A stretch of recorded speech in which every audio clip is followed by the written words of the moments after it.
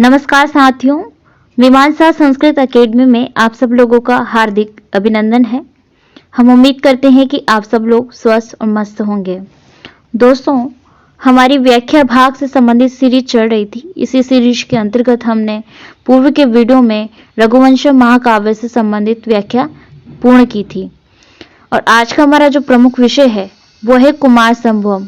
कुमार संभवम महाकाव्य की व्याख्या आज हम करने वाले हैं और आप इन दोनों ही महाकाव्यों से भलीभांति परिचित होंगे कि दोनों ही महाकाव्य महाकवि कालिदास की प्रमुख कृतियां हैं, जैसा कि हमने आपको पूर्व के वीडियो में भी बता दिया था।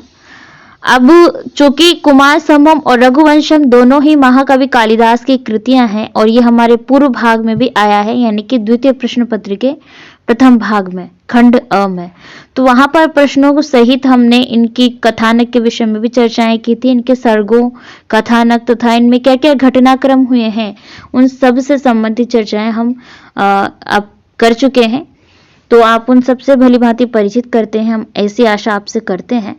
आज हम सिर्फ व्याख्या से संबंधित ही बात करेंगे, अर्थात आज का हमारा जो वीडियो होगा वो व्याख्या पर आधारित ही होगा।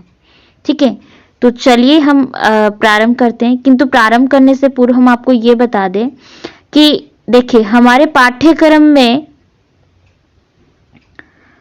प्रथम सर्ग है। इस प्रथम सर्ग में, यानी कि कुमार संभवम का प्रथम सर्ग है, इस प्रथम सर्ग में किन किन चीजों के बारे में बताया गया है, कौन कौन से लोगों की विशेषताएं बताई गई हैं, किस किस के गुण बताए गए हैं, किन किन चीजों का वर्णन किया गया है, उनको हम थोड़ा सा संक्षिप्त में समझने का प्रयास करेंगे। तात्पर्य यह है कि जैसे सर्ग एक है, तो इस एक सर्ग में जो हमारा पाठ्यक्रम का सर्ग है, इसमें क्या क्या घटनाक्रम किस प्रकार से किस क्रमानुसार में हुए हैं, थोड़ी सी हम उसकी जानकारी प्राप्त कर लेते हैं, संक्षिप्त विवरण आपको बता देते हैं, ताकि आपको ये आइडिया लग जाए कि किस प्रकार से क्रम से हमें अध्ययन करना है। ठीक है, तो चलिए प्रारंभ करते हैं। देखिए, इसको हम 5 भागों में विभाजित करके इसका अध्ययन करेंगे। जैसा कि हमारे सर्ग में प्रथम भाग है, उस प्रथम भाग में हिमालय का वर्णन किया गया है, अर्थात हिमालय की विशेषताएं बताई गई हैं और हिमालय के क्या क्या गुण हैं तथा हिमालय पर्वतराज से हमें क्या क्या वस्तुओं की प्राप्ति होती है जो हमारे जीवन में बहुत ही अमूल्य है। ठीक है, तो उन सब के विषय में बताया गया है।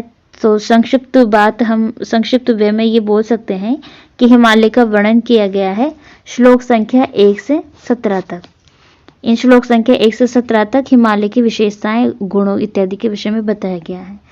द्वितीय भाग में हिमालय एवं मेना का विवाह बताया गया है कि दोनों का विवाह किस प्रकार से संपन्न होता है और उनके विवाह उपरांत उनको जो एक पुत्री रत्न की प्राप्ति होती है जिसका नाम पार्वती रखा जाता है और आगे चलकर वही शिव भगवान की अर्धांगिनी कहलाती है।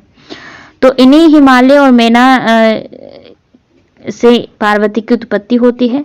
इन 18 से लेकर 24 तक के श्लोकों में मेना का विवाह और पार्वती की उत्पत्ति बताई गई है। ठीक है, तृतीय भाग पर चलते हैं। तृतीय भाग में माता पार्वती की विशेषताओं के विषय में बताया गया है तथा हम ये कह सकते हैं कि माता पार्वती पर ही आधारित है हमारा तृतीय भाग, यानी कि उनका विवरण इसमें दिया गया है। उनका नामकरण किस प्रकार से रखा जाता है, उनकी शिक्षा दीक्षा, उनका सौंदर्य लावण्यमयी, उनकी यौवनावस्था, उनकी बचपन की क्रीड़ा जो वो खेलती थी, किस प्रकार खेला करती थी, उन सब का विवरण इसमें दिया गया है श्लोक संख्या 25 से 49 तक।